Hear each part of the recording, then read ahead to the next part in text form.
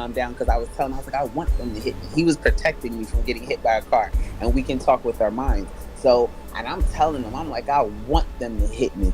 I want them to hit me so they can see what I can do. Because I honestly would like to be able to just show people that I'm not afraid and what I can do. Especially if I can, well, I always see stuff coming. But like my kid, he can do it too. Like my kid went through a car. A car hit him and he went through the car. And all he felt was his hand get tapped. And I remember the police went so crazy over the situation because we had the right of way. We were allowed to walk across the street, and these people hit my baby. And he went through the car, and he was just shocked, like he couldn't believe like what happened. And the police saw, and he ran after the guy because they're laughing like ha ha ha ha ha ha, like it was no big deal that they just said a child. And the police took off after the car and kind of first made sure they let us finish crossing, and they took off after the car. But like to the day that my baby was like, oh well, it just kind of hurt my hand. It just hurt my hand when that happened. But it's crazy to me because he literally got hit by this car, went through this car, and like was okay. And I watched it, and I mean, I don't know if it's still on camera, but it was at a light with cameras. So I mean, like it's not the first time.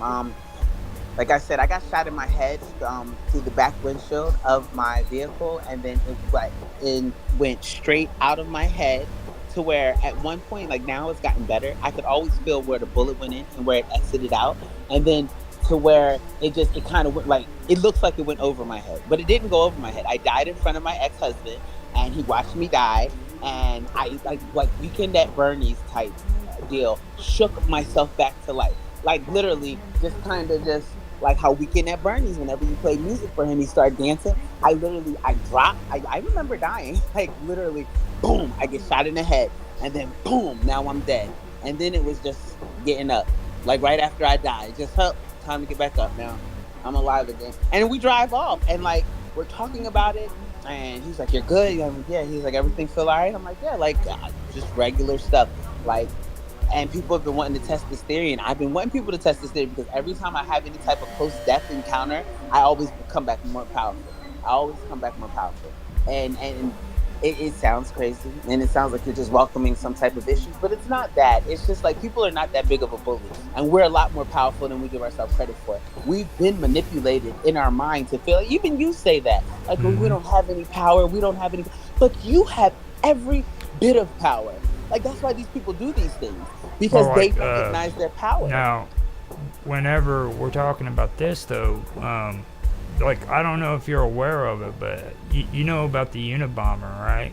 Yeah, I heard of him before. Now, when the Unabomber was younger, he was actually in college, and like how they talk about these experiments and everything that they were doing during that time period, he actually took.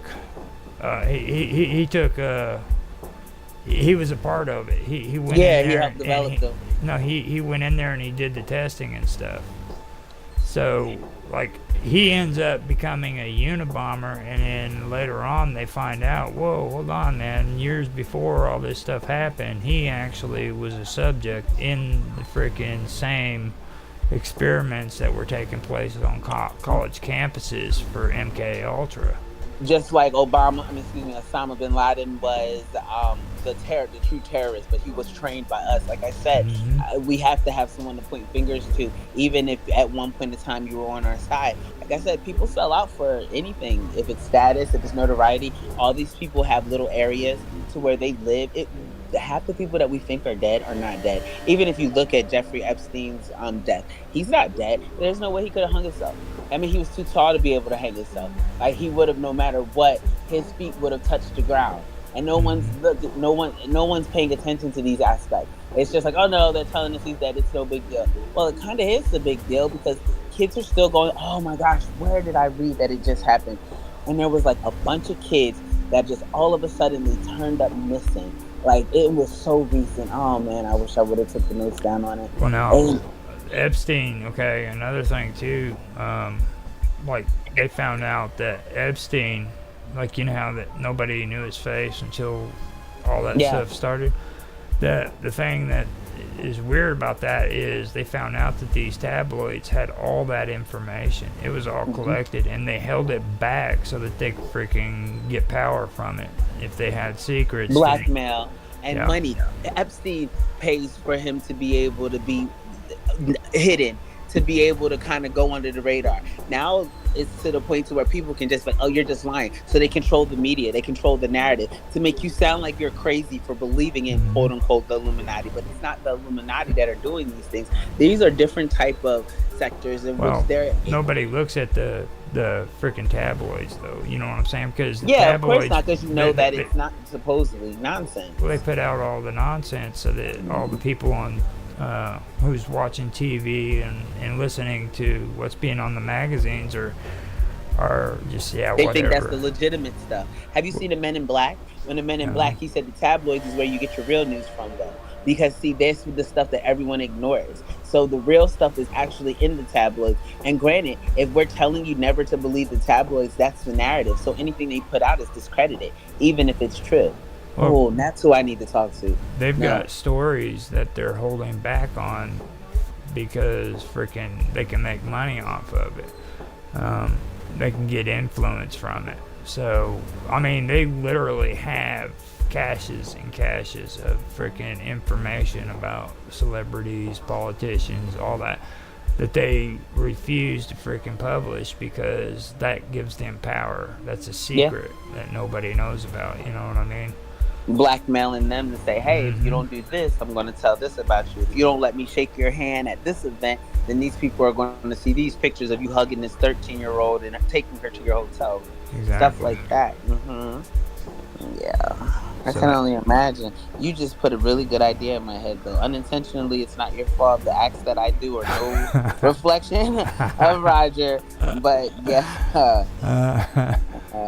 Okay, let me do the description for Project Artichoke real quick, and I'll be done with that one, because this one's actually a lot better. I love Conspiracy. Now, Project Artichoke was a mind control program that gathered information together with the intelligence division of the Army, Navy, Air Force, and FBI. In addition, the scope of the project was outlined in a memo dated January 1952 that asked, can we get control of an individual to the point where he will do our bidding against his will and even against fundamental laws of nature, such as self-preservation? Project Artichoke was the Central Intelligence Agency's secret codename for carrying out in-house and overseas experiments using LSD, hypnosis, and total isolation as forms of psychological harassment for special interrogations on human subjects. At first, agents used cocaine, marijuana, heroin, peyote, and mescaline, but they increasingly saw LSD as the most promising drug. The subjects who left this project were fogged with amnesia, resulting in faulty and vague memories of the experience. In 1952, LSD was increasingly given to unknown CIA agents to determine the drug's effect in unsuspecting people. One record states that an agent was kept on LSD for 77 days. Artichoke researched the potential of dengue fever and other diseases. A declassified Artichoke member read, "Not all viruses have to be lethal. The objective includes those that act as short-term and long-term incapacitating agents." The CIA disputed which department would take over the operation. Finally, it was decided that an agent from the CIA research staff, former USA Army Brigadier General Paul F. Gaynor, would oversee it. The CIA sought to establish control over what it perceived as the weaker and less intelligent segments of society, or for potential agents, defectors, refugees, prisoners of war, and others. A CIA report states that if hypnosis succeeded, assassins could be created to assassinate a prominent redacted politician, or if necessary, an American official. The overseas operations took place in locations throughout Europe, Japan, Southeast Asia, and the Philippines. Teams were assembled to manage these operations, and they were told to conduct at the overseas bases operations experiments utilized aliens as subject. Okay, so teams were assembled to manage these operations, and they were told to conduct at the overseas bases operational experiments utilizing aliens as subjects. So basically at the end they're saying that they did operations on aliens and stuff. So do you think do you think that it started with aliens and then they no, I honestly believe that freaking this started with mass hypnosis, and a lot of people have this hard time with believing that exists, but I don't. All right, when you look at the television is created for the sole purpose of influencing the way you see things and you perceive things. Okay, have you ever watched The Outer Limits? I feel like I watched like 2 or 3 episodes. Like it was a cult classic, and at the beginning they kind of get into that when they open up the show. They freaking tell you for an hour they have control over everything you think and you feel and all that stuff, and that's what television does to you. It doesn't matter what you watch. Okay, if I take 3 random pictures, I take a girl and I take a teddy bear, and I put them side by side, you get one thought. But if I take a pack of cigarettes and I put it in between them, it creates a whole different way of looking at that whole scene with those 3 pictures. You see? You get what I'm saying? So I can influence your way of thinking by introducing 3 separate pictures that are completely unrelated to one another. Right. And now it'll make it seem as if like you'll draw, your brain has to connect. So your brain will formulate the connections regardless for you without them actually being present. Exactly. See, and they understood that concept, and they started experimenting into it.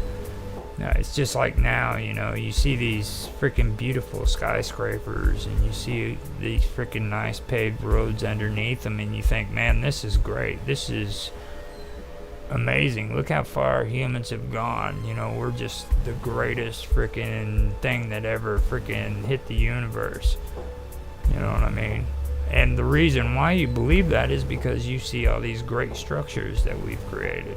You know what I mean? You're hypnotized by the glass and the freaking and the foundations and how beautiful those buildings look. And that's the way that the majority of people who see that scene freaking feel.